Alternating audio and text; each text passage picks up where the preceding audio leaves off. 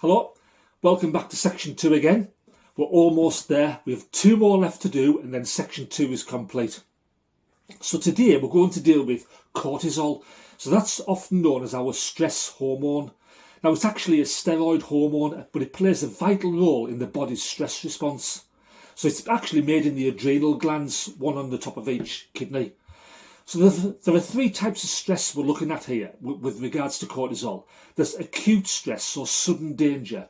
There's chronic long-term stress. Now some of you might be suffering from that now or have in the past. I know personally I have myself. And there's traumatic, life-threatening stress.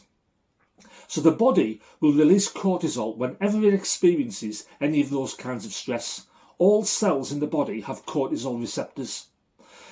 Like other hormones we've dealt with in the past, cortisol has other vital roles and functions to play within the body. So, for example, blood sugar regulation, inflammation reduction, and it regulates your metabolism, and it's important for memory formulation as well. It also helps to control how your body uses fats, proteins and carbs. So it's got some significant roles to play within the body. Although cortisol is vital in some circumstances, it's got some very serious health impacts if the body's chronically overloaded with it. That's the problem with cortisol. So some examples, some symptoms have been overloaded with cortisol. You might be suffering from weight gain and not understand why you can't get rid of it.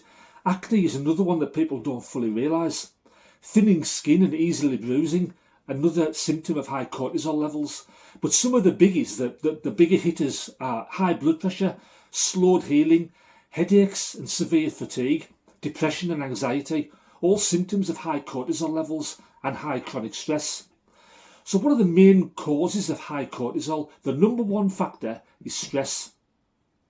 Chronic stress equals chronic high cortisol levels. They go hand in hand. There are certain medications, so getting back to my disclaimer, I'm not a doctor, but during my research there are several links, proven links now, between high cortisol levels and certain medications, especially with regards to asthma, arthritis and oral contraception. All I will say again, as part of the disclaimer, is that if you have these high symptoms, go and see your doctor and he'll give you a blood, saliva or urine test, and that'll bring out what actually causes the high cortisol levels. So how do we reduce high cortisol levels? Again, getting back to the number one factor is stress. Reduce your stress levels. Reduce your stress, you'll reduce your cortisol. Getting enough sleep as well. You could be stressed because you're not getting enough sleep. Remember that vicious downward spiral.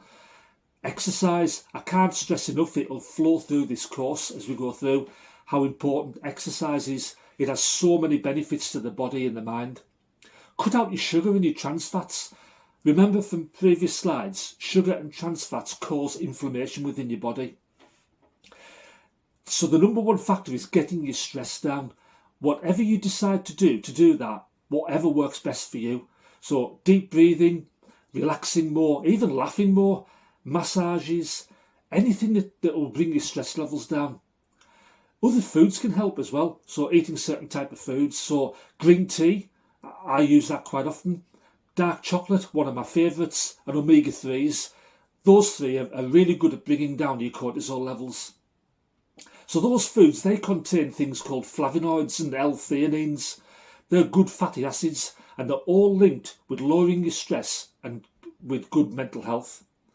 So that covers cortisol really. So we understand that we need it for short-term response to stress. However, it's the chronic overloading of cortisol which causes us the ill health.